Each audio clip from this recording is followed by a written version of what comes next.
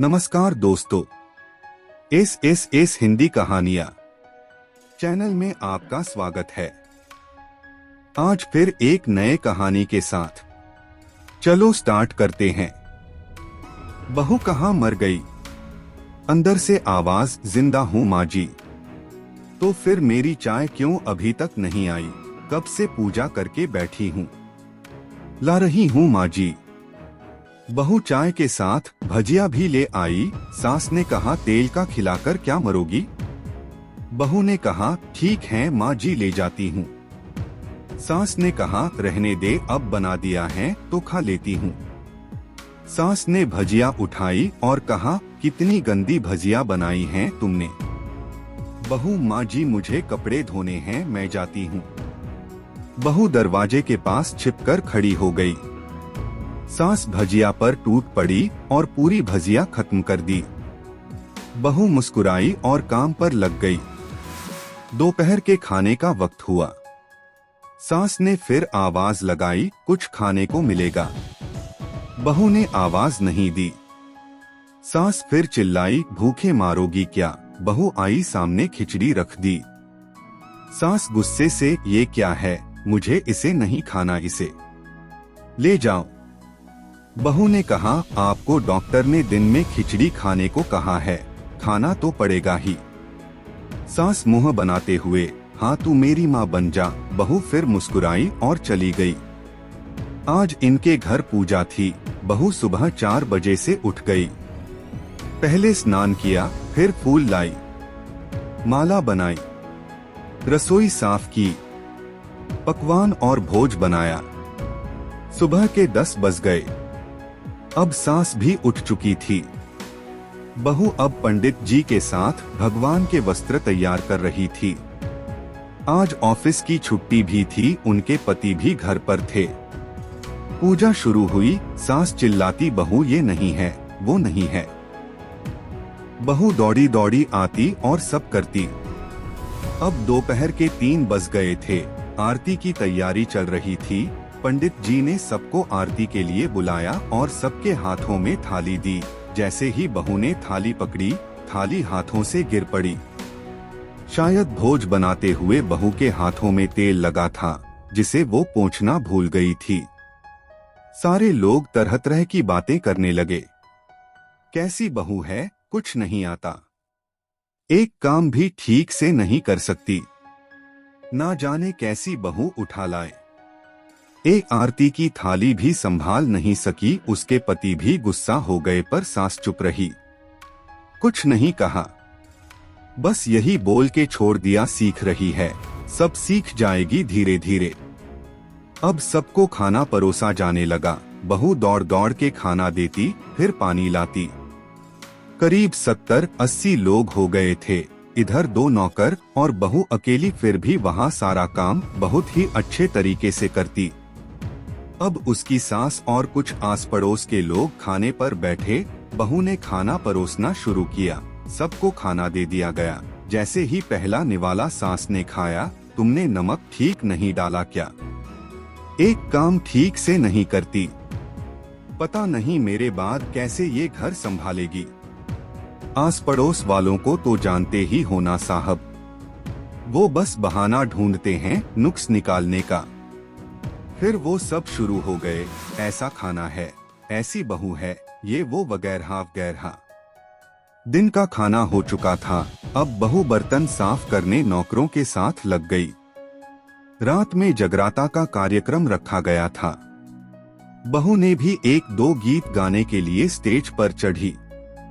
सास जोर से चिल्लाई, मेरी नाक मत कटा देना, गाना नहीं आता तो मत गा, वापस आ जा। बहू मुस्कुराई और गाने लगी। सबने उसके गाने की तारीफ की, पर सास मुंह फुलाते हुए बोली, इससे अच्छा तो मैं गाती थी जवानी में, तुझे तो कुछ भी नहीं आता। बहू मुस्कुराई और चली गई। अब रात का खाना खिलाया जा रहा था। उसके पति के ऑफिस के दोस्त साइड में ही ड्रिंक करने लगे। उसका पति चिल्लाता, थोड़ा बर्फ लाओ, तो सास चिल्लाती, यहाँ दाल नहीं है। फिर चिल्लाता, कोल्ड ड्रिंक नहीं है, पापड़ ले आओ। इधर उधर आखिरी में उसके पति की शराब गिर पड़ी उसके एक दोस्त पर और बोतल टूट गई। पति गुस्से में 2 झापड़ अपनी पत्नी को लगाते हुए कहता है, जाहिल कहीं की, देखकर नहीं कर सकती, तुझे इतना भी काम नहीं आता। सारे लोग देखने लगे। उसकी पत्नी रोते हुए कमरे की तरफ दौड़ी। फिर उसके दोस्तों ने कहा, क्या यार पूरा मूड खराब कर दिया, यहाँ नहीं बुलाया होता, हम कहीं और पार्टी कर लेते। कैसी अनपढ़ गंवार बीवी ला रखी है तूने, उसे तो मेहमानों की इज्जत और काम करना तक नहीं आता, तुमने तो हमारी बेइज्जती कर दी। अब आस पड़ोस की औरतों को और बहाना मिल गया था। वो कहने लगी, देखो क्या कर दिया तुम्हारी बहू ने, कोई काम की नहीं है। मैं तो कहती हूँ अपने बेटे की दूसरी शादी करा दो, छुटकारा पाओ इस गंवार से। सास उठी और अपने बेटे के पास जाकर उसे थप्पड़ मारा और कहा, अरे नालायक, तुमने मेरी बहू को मारा, तेरी हिम्मत कैसे हुई, तेरी टांग तोड़ दूंगी। उसके बेटे के दोस्त कुछ कहने ही वाले थे कि उसकी मां ने घूरते हुए कहा, चुप, बिल्कुल चुप, यहाँ दारू पीने आए हो, जबकि पता है आज पूजा है और तुम्हें पार्टी करनी है। कैसे संस्कार दिए हैं तुम्हारे माता पिता ने, और किसने मेरी बहू को जाहिल बोला, जरा इधर आओ, चप्पल से मारूंगी अगर मेरी बहू को किसी ने शब्द भी कहा तो। अरे पापी, तूने उस लड़की को बस इसलिए मारा कि तेरी शराब टूट गई।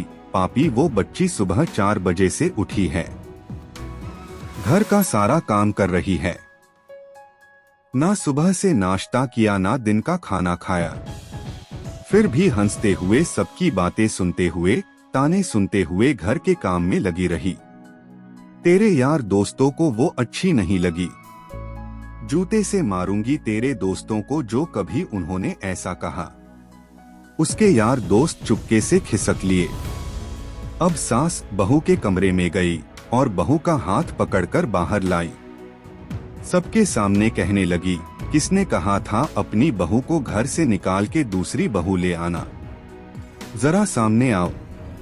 कोई सामने नहीं आया। फिर सास ने कहा, तुम जानते भी क्या हो इस लड़की के बारे में, ये मेरी माँ भी है, बेटी भी। माँ इसलिए मुझे गलत काम करने पर डांटती हैं और बेटी इसलिए कभी कभी मेरी दिल की भावनाएं समझ जाती हैं। मेरी दिन रात सेवा करती है, मेरे 1000 ताने सुनती है, पर एक शब्द भी गलत नहीं कहती, ना सामने ना पीठ पीछे। और तुम कहते हो दूसरी बहू ले आऊं।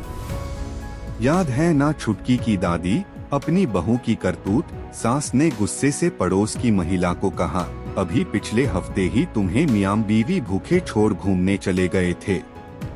मेरी इसी बहू ने 7 दिनों तक तुम्हारे घर पर खाना पानी, यहाँ तक कि तुम्हारे पैर दबाने जाती थी, और तुम इसे जाहिल बोलती हो। जाहिल तो तुम सब हो जो कोयले और हीरे में फर्क नहीं जानते। अगर आइंदा मेरी बहू के बारे में किसी ने एक लफ्ज भी बोला तो मुझसे बुरा कोई नहीं होगा, क्योंकि ये मेरी बहू नहीं, मेरी बेटी है। बहू सिसकियां लेते हुए फिर कमरे में चली गई। सास ने एक प्लेट उठाई और भोजन परोसा। बहू के कमरे में खुद ले गई। सास को भोजन लाते देखा तो बहू ने कहा, अरे माँ जी, आप क्या कर रही हो, मैं खुद ले लेती। सास ने प्यार से ताना मारते हुए कहा, डर मत, इसमें जहर नहीं है, मार नहीं डालूंगी तुझे। तुझे नई सास चाहिए होगी, पर मुझे अभी भी तू ही मेरे घर की बहू चाहिए। बहू ने अपनी सास को रोते हुए गले से लगा लिया। सास भी रो दी पहली बार और कहा, चल खाना खा ले। फिर मजाक करते हुए कहा, फिर मेरे पैर दबाने चले आना, और ये ख्याल मन में मत लाना कि सास पैर बोलती है, किसी दिन मैं इसका गला दबा दूंगी, क्योंकि कभी मैं भी यही सोचती थी। दोनों खूब हंसने लगती हैं। कुछ रिश्ते बहुत मीठे होते हैं, बस बातें कड़वी होती हैं। और इस कहानी से आपको क्या प्रेरणा मिली? अपनी राय कमेंट बॉक्स में लिख सकते हैं।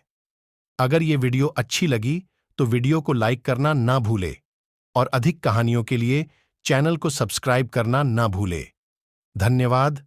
जय श्री राम।